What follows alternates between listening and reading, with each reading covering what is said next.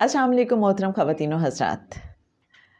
जनाब, रूहानियत के सफ़र पे कैसे हम तेज़ी से जा सकते हैं, और इसका पहला कदम कल हमने आपके साथ शेयर किया था। आज आपको बताते हैं कि दूसरा कदम क्या है। पहला कदम ये था कि पॉजिटिव थिंकिंग, नेकी और इबादत का कॉम्बिनेशन हमें अपनाना है। मोमिन तक का सफ़र तय करना है, और मोमिन वो होता है जो गम और खुशी दोनों में अल्लाह का शुक्रगुज़ार होता है, जिसको ना किसी चीज़ के मिलने की खुशी होती है और ना कुछ खोने का गम।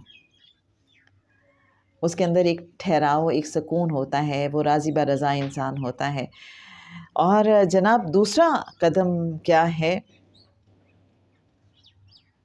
कि शाह साहब फरमाते हैं किताब नवाए फ़कीर के पेज 127 पर, रूहानियत के हुसूल का अगला कदम ये है कि हम सबसे बिलखसूस अपने दुश्मनों और मुखालिफिन के लिए इसारो कुर्बानी और दरगुजर से काम लें। इस इसारो कुर्बानी में आजिज़ी और राजदारी ज़रूरी है कि किसी को कुछ पता ही ना चल पाए कि हमने किसी के लिए कुछ किया है। दूसरों को यही पता हो कि ये शख्स किसी के काम ही नहीं आता, किसी का भला कर ही नहीं सकता। हम इन सब बातों को चुपचाप सुनते रहें और अंदर ही अंदर राजदारी से दूसरों की खिदमत करते रहें। इंसानी फितरत के लिए ये एक मुश्किल काम है कि इंसान उसका भला चाहे जिसने उसकी जड़ें काटी हों, उसके खिलाफ साजिशें की हों, नुकसान पहुंचाया हो, और भला भी इस अंदाज से कि किसी को उसका पता ना चले। हमारा एक रवैया बड़ा अजीब है कि हम दूसरों के साथ हमदर्दी करते हैं, मुश्किल में उनके काम आते हैं, लेकिन जेब से पैसे निकाल कर देते हुए ज़रूरतमंद को लेक्चर देना नहीं भूलते कि शर्म करो, तुम काम क्यों नहीं करते। ये रवैया दुरुस्त नहीं। रब ने मालो रिज़्क देते वक्त कभी हमसे ये नहीं कहा कि तुम तो मेरे सरकश बंदे हो, मेरी बात ही नहीं मानते, हर वो काम करते हो जिसे मैंने मना किया है, ये काम करना छोड़ दो, फिर मैं तुम्हें रिज़्क दूंगा। रब ऐसा नहीं करता। रब तो देते वक्त ये तक नहीं देखता कि उसके दिए हुए रिज़्क को हमने कहाँ खर्च किया, किसी कैसीनो में जाकर जुआ खेलने में उड़ा दिया या शराब पीकर ज़ाया कर दिया। रब देता रहता है, ज़रूरत से ज़्यादा दिल खोल कर अता करता रहता है। ये उसकी शान रबूबियत है। हमारी सरकशी या शुक्रगुजारी को देखे बगैर रब जो कुछ हमें देता है वो सब रब की मिल्कियत है, उसकी ज़ाती चीज़ है। हमारे पास जो कुछ भी है सब रब का दिया हुआ है, हमारा अपना तो कुछ है ही नहीं।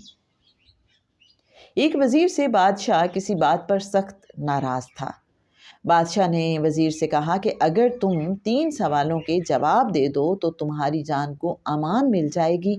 उनमें से एक सवाल ये था कि दुनिया का सबसे बड़ा झूठ क्या है, जिसका जवाब एक दरवेश ने बताया कि दुनिया का सबसे बड़ा झूठ एहसास मिल्कियत है कि फ़लाँ चीज़ मेरी है, ये चीज़ मेरी है, वो चीज़ मेरी है। हम तो अल्लाह के अता करदा रिज़्क में से उसके दूसरे बंदों की खिदमत करते हैं।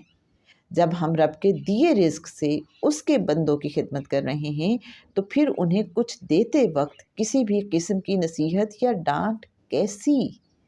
हमें तो बहुत आजिज़ी के साथ दूसरों की खिदमत में चीज़ पेश कर देनी चाहिए, हत्ता कि देते वक्त हम मुंह दूसरी तरफ कर लें ताकि हमें देते हुए और ज़रूरतमंद को लेते हुए शर्म ना आए, और फिर उस देने को यूं भुला दिया जाए गोया कि कभी ये वाक़या हुआ ही नहीं था।